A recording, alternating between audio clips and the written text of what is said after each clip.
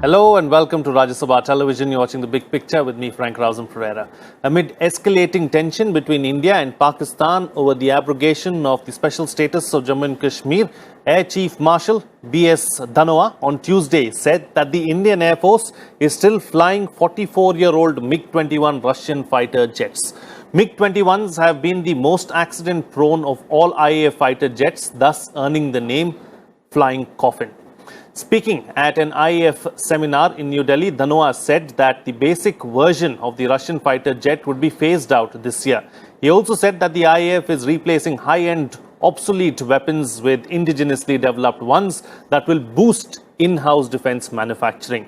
However, to win a war, we also need high-end, high-tech items which we need to import, is what he added. From 1963 to 2015, the MiG-21 has had a total of 210 accidents. Of these, a maximum of 16 accidents took place in 1999. India is currently the largest operator of MiG-21 Bison with an estimated 100 plus aircrafts on duty. On this edition of The Big Picture, we will analyze the need to modernize the Indian Air Force. Joining me on the program today are Air Vice Marshal P.K. Srivastav, retired defense expert, Ajay Banerjee, defense correspondent, The Tribune, and Ratan Srivastav, advisor, aerospace and defense. Thank you to all my guests for joining me on this edition of The Big Picture. AVM, I'd like to begin the program with you. Let's first try and analyze and talk about what is the need as far as the IAF is concerned. At what level do we need modernization? See, our modernization need for any armed forces, particularly in this case for the Indian Air Force, is a derivative of the threat perception, as we have calculated a threat, and what kind of future wars we are going to fight, undertake. So when we talk about the modernization, normally in public domain we are talking about the fighter aircraft with respect to Indian Air Force, but it's not limited to fighter aircraft itself. You're looking at the doctrine, which has now become two-front war policy. You're also looking at net-centric warfare. That is one of the things. You're looking at aerospace kind of Indian Air Force, which can take care of space assets, or it can couple or build in airspace assets into its war domain. And you're looking at offensive ops capability, wherein fighter aircrafts would dominate. You're also looking at air defense ops capability, where missile network or a national missile defense network will dominate. Then apart from these, you're looking at force multipliers. You'll have force multipliers like air-to-air refuelers. You'll have force multipliers like AVACs. You'll also have force multipliers like ops, logistics, communication networks. All these will factor in making a modern Indian Air Force that can undertake a future air war or can protect airspace, which is very vast. So if you look at from that perspective, what Air Chief brought out in terms of the MiG-21s, the story is known to and is very much in the public domain, and we have been trying to replace. If I give and take, let's say there's a 42 squadron strength for fighter aircraft sanctioned. If 42 squadron strength will translate roughly to about 900 fighter aircraft. By 2030, with the retiring of MiG-21s, 27s and all upgraded versions of Jaguars, Mirages, etc., you will be in a position of having only 500 aircraft if you do not really induct any more aircraft what you want to do. And the induction rate is much slower than the retirement rate. So if you take this perspective in view, you find you're looking at a gap of around 400 aircraft. And let's compare it with the previous situation. In 1980s or up until 1990, as far as Indian Air Force was concerned, it has 3:1 kind of superiority in numbers over the Pakistan Air Force. Now we're talking of two-front war. You got about 450 fighter aircraft that side, you got 1700 fighter aircraft this side, and you will be having just about 500 unless you very quickly update your inventory to 900. Sure. That is one part of the game. But there's another part of the game, what kind of aircraft we need. It has to be tiered. Do I need all aircraft of Rafale kind? No, I need some aircraft which are lightweight. I need some aircraft which play a higher role. Then there's a nuclear doctrine to add on to. With all that, what is my requirement to modernize? And the modernization of Indian Air Force is a very vast subject. Sure. For this discussion, I don't know, Frank, you want to limit it to fighter aircraft only, or you want to talk about all of them? Then it's a really, really very interesting game. I don't think we'll do justice if we try to cover everything in just half an hour. So I'll just quickly tell you where Air Force has really progressed. Where Air Force really progressed. As far as ops logistics is concerned, Air Force has already implemented integrated materials management online system. So Air Force is there. It's not that modernization is going on, which is not so visible. Then as far as net centricity is concerned, Air Force already has integrated air command and control system, ISCCS. It is there already. As far as your air refueling is concerned, it is being taken care of. As far as your the other force multiplier, AVAX is concerned, is being taken care of. And on the missile front, we have got this strategic missile segment, in which we are good. We are doing very well, and everyone is aware of it. Whether you talk of Agni 1 to Agni 5, and the ranges, and Prithvi, and for that there is a separate command, Strategic Forces Command. Sure. Right? So, and for the other tiered and layered defense, we got LR SAMs, we got Akash for MR SAM, we got other missiles dovetailed. We also have BrahMos, which is indigenous. But if you really ask me for modernization, the greatest challenge for the country is, we should have now indigenous inventory as far as possible. Okay. That's where he emphasized. Absolutely. What Chief emphasized, that you want to have modernization, but you have to couple this modernization with indigenous capability. Absolutely. That's something that we'll talk about, and we'll take this particular theme forward as well, because that's something that this government has been talking about for the last 6 years too, talking about Make in India and how we should, give that a fillip and a push.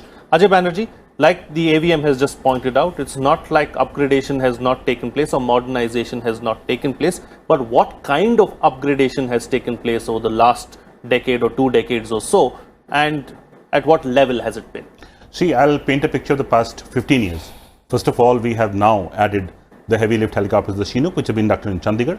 The Apache new attack helicopters have come in. They will be based in Pathankot. And the Rafale is coming in September. There will be one squadron will be based in Ambala. We have added a satellite. The Air Force now has dedicated satellite. We have added AVAX, that means airborne surveillance radars, which were actually used during Balakot quite intensively to capture the images of Pakistan Air Force doing whatever they were trying to do. And we have also, as Sir has pointed out, Srivastava Sir has pointed out, regards to the integrated air control systems. These are very important systems. They look like some jargon. They're very important systems because, see, this air battle over Nowshera, today is in public domain, that's why I'm revealing, was being controlled from Ambala. Now, Ambala is like 600 kilometers from Nowshera. When Abhinandan Vartaman went down, the controllers were sitting in Ambala. So if tomorrow Ambala is hit, the controller can be in Barnala or in Delhi also. It's all networked and connected. That is the modernization which has taken place. Okay. On the infrastructure front, the Air Force has had a project called the MAFI, that is the modernization of airfield infrastructure. 30 of the airfields have been upgraded to all-weather 24/7 flying capabilities, with all network-centric capabilities available in those 30 airfields, which is a huge number. Yes, we have to have new fighter jets. That is the only worry at the moment, in my opinion, which is the immediate short-term worry which we have is the fighter jets. Now, how do we go about it? We have been about it for the past 19 years. Since 2000, the first Air Force proposal was to have Mirage 2000S aircraft, which was not okayed, and we all know the MMRC project started and it fell down, and 36 Rafale came in. Now, what we need, frankly, is that we need to have some kind of foreign tie-up coming in. As Srivastava Sir pointed out, we need a multiplicity, several verticals coming in of twin-engine, single-engine and multiple capacity aircraft, fighter jets I'm talking about. Now, we have to have some foreign tie-up. The Tejas is moving very slow. It is down 12 aircraft per year, and which does not meet our requirements. 12 aircraft per year, I must break it down for your viewers, would mean something like 10 years to make 120 aircraft. 123 of those have been made. That will be 10 years by the time technology would have taken another leap. So do we need pace? Yes, we need a lot of pace. We need at least three lines going at the moment, three construction lines going at the moment. Now, that cannot be done from public money. Invite a foreign vendor, let him or her make it, meet your requirement, allow it to export. That, my opinion, should be the shortcut or the short-term goal, Frank. Okay, all right. And that having been said, Ratan Srivastava, is it time to open up the aeronautical, industry as far as, the defense sector is concerned, to the industry as well, so that we have them coming into the picture and contributing too? So Frank, I would like to bring this into a different perspective, incorporating of what the AVM said and what Ajay also said. So I see the problem in three facets. First is the perspective plan, which is to say, when we know we have an aircraft and every aircraft has a calendar life, which is to say that it would have a lifespan of 30 years or 36 years or whatever. When we buy the machine, we know this is the life it will have with upgrades. Right. The next part of it is the technology development roadmap, and the third is the industry production or the manufacturing aspect.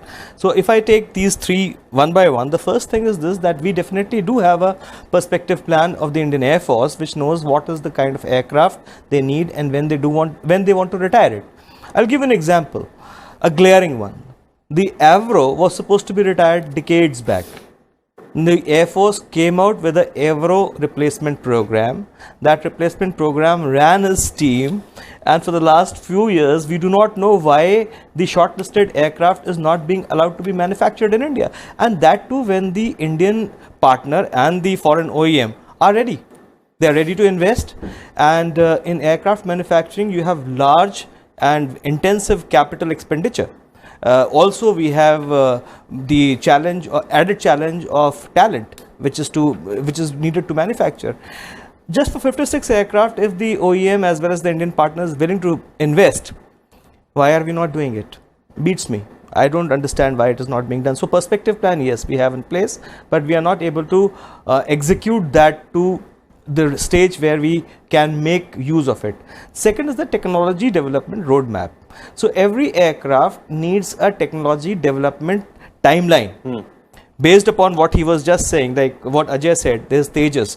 If now we are having a Tejas which is meeting the tactical and the technological requirements of the Indian Air Force today, it would definitely not be current 10 years from now. Right. So we need to have a technology development timeline which actually has to work on a very structured manner. Sure. Do we have it? No, we do not have it, because the public sector enterprises in India have never tried to collaborate with the private industry. They've always seen private industry as either part-time players, like guys who give them small parts, low-end technology, or competition. Now competition, because with the large corporates coming in as well. And the third part is the actual manufacture, which is the real challenge as far as I see from the industry point of view. Now I can divide this again into three. One is access to technology and talent. B is the large capex and the long gestation period required for the return on investment. Sure. And third is an enabling ecosystem. So these are the three challenges which can only be addressed with a collaborative effort from the government, public sector enterprise and the industry. Absolutely. All right. So that having been said, AVM Srivastav, let's talk about this issue of procurement now. What is it that goes into procuring aircraft? What is the time frame? Do we have a time frame? When we talk about customization, are these aspects taken into consideration? How does it work really? What are the challenges? So I actually like to call it procurement chakravyuh. Okay. It's like a chakravyuh, and you get out of one door, you get into another, and at the seventh door you're beaten, like it happened in our Rafale version 1. So essentially what we are trying to do, we are trying to buy aircraft as if we have some omnibus criteria available all across. See, all the aircraft which get into competition, and I have said it on earlier show also, I like to tell viewers, they all have their specialties. They're designed for their own countries, for their own air forces, and they are supposed to be very suitable for their job. Now I'm trying to do the best fit, but while doing the best fit, I'm constrained for the sake of my general financial regulations that I must have competition coming in. So I don't do, if I'm tendering, what I'm trying to do, I'm trying to fix some criteria which is available across the board. The current issue, if you really take into account, the example is, we wanted to go in for 114 aircraft single engine, but the single engine was contested, so we became twin engine. No, that was not the initial criteria of the Indian Air Force, because it was trying to have a layered kind of fighter aircraft strength where the money can be utilized the best. So this being so, and this being said so, what is my take on the whole issue? That if you want to do procurement, Air Force has certain operational requirement. There are aircraft available in the with the vendors. You let Air Force choose what fits best for it, and let's have G2G. So you'll cut down at least 4 to 5 years, 6 years, because you go through the process of RFI, RFP, then you go, then comparison, then all that, and then ultimately what happened in the Rafale case? It was not only the cost. The cost of anything which is produced indigenously when you take from outside actually is more than the cost of procurement. Like Su-30, let me give the example, it's 1.8 times costlier than Su-30 if you want to buy directly from Russia. So, are we able to bear that cost of indigenization? No. So, ultimately the cost and also the quality standards for 4.5 generation aircraft, the quality standards required by HL, which is the best suited today, has to be upgraded. So, it can't be done in a hurry. So, why don't we allow Indian Air Force to choose the aircraft it wishes to have on its inventory? So, we have cut down all that thing. Let there be a G2G. Of course, then you need to activate the industry through, we got strategic policy in place. Now, when you want to apply that strategic policy, it was actually initially meant when we went through the process and rigor of developing the strategic policy, it was meant to be creating tier 1. Tier 1 is not a small thing. It's something like Raytheon, GE, Safran, Thales. They're also very big players. Absolutely. Okay, Avocop. So they make your wings, they make your aerostructures, they make your engines. We wanted to create that within our country so that we can be self-reliant. If you really look at the cost factor, if you, let's say there is 100 unit of money given out and it is placed on anybody, because of this tier being outside resident, all the engines will still keep coming from there. Right. All the aerostructures, all the material, all the other avionics equipment will still come from outside. If they come from outside, your major cost will flow out. Absolutely. So it's a vicious cycle So at the end of the day. to have to break this, that means we need to align our strategic policy to create tier 1. If you take the case study of other countries who have succeeded, I'll take a particular in this context, I'll take the case of Japanese. If you study the thing, they have in a way said, okay, you will do this job. Let's say L&T does some job at tier 1, Mahindra does something, Reliance does something, Tatas do something. They say, okay, you do all this. Big players, very big players. Then they are bound by the what we call by our kind of regulation or something, for which we always have been thinking about National Aeronautics Commission, right, which never could come into being because that was supposed to be oversighting body for all this. So if that body is there, they have to necessarily give it to the tier 2. Tier 2 necessary to tier 3. So there has to be a waterfall mechanism. If that comes in place, then you are going to have the ecosystem where orders, as rightly was pointed out by Ratan, he's from industry. He pointed out, unless industry looks at it, what is my capex and what is my return on investment? Right. If that doesn't work out, it will not survive. Sure. So Ajay Banerjee, that having been said, is it time now to look beyond HAL? Because its track record in the past hasn't been very great. So we clearly need to improve the ecosystem. I'm a very big batter for HAL because see, HAL is one of the biggest companies we have. HAL is doing well. And what we can do is have a HAL tie up with a foreign vendor or a foreign manufacturer directly at HAL. It will do much better. We can have a system by wherein G2G, where AVM Srivastava pointed out, I will take it a step further, give you two examples. 2007 and 8, we signed the two G2G deals. The C-17 from Boeing and C-130 from Lockheed. Both came in within few years and they are probably inducted. All of them are inducted now. And they are flying and we did a G2G deal. In this G2G, we can have a kind of a new system wherein when you have big orders like say 114 fighter jets, you can tell the company, please come and set up a plant here. And as a person who covers this beat, Frank, I can tell you most of the foreign companies are today ready. They have made an offer that they are ready to come to India and set up a plant here if they are given an order. Now, again, this boils down to what is the kind of investment. HAL is a government-backed company, can take in that load of investment by the government. Private industry can set up in and also be tier 1 suppliers in this project very easily. We have to do it now. We are out of time by at least 2 decades, in my opinion. Okay. That having been said, Ratan Srivastava, does the private industry have the bandwidth to take on something as big as this? So, it's a very interesting question that you've asked me, right? And I was wondering that you were going to ask me this. So, if we look at this, I agree with Ajay that HAL is one of the largest players. Now, we need to actually, at this juncture of our economy and the state we are to be a major economic superpower, we need to broad base our industry. When I say we need to broad base our industry, we have to spread the industry to the private sector, because HAL alone will not be able to do everything that we aspire to do. For example, the 900 aircrafts that we're supposed to be having and the 400 aircraft is like, can we fight a twin theater battle?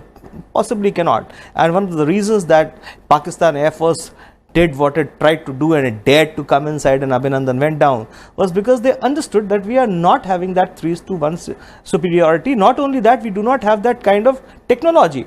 We do not have large sweeping radars which can intercept and interject from our own territory. We do not have that. They knew it, and that's why they dared. So how can we be an economic superpower if we do not have the capability to avert these kind of disasters? So the only way we can be that is to broad base the industry, and which does need private sector participation. That's one part of it. The other part of it is this, where HAL definitely has been a player, but at the same time HAL today is going and saying that our plants are going to be idle, we do not have manufacturing orders, and so on and so forth. You take, for example, HAL Kanpur. HAL Kanpur has a large manufacturing base. It has all the requirements that any industry needs, any aerospace industry needs. It has manufacturing setup, it has sheds, it has all the infrastructure which is available, and they have no orders. We are paying them. HAL is paying them. There's a staff over there. Now, why cannot we have a collaborative approach where the industry is allowed to take such facilities which are existing on lease? So HAL does not have to go asking for orders, but we can develop the skill sets, the talent, the access to technology in the industry. So that will help private sector take quick paces to move on to the next stage of capex. Right, capex is a big problem. So if we have those facilities today, Su-30 orders are not there. HAL is saying we'll have to close. What stops that same facility to be modified for manufacturing, let's say, the current order of 100 odd aircraft that we are giving out the RFI?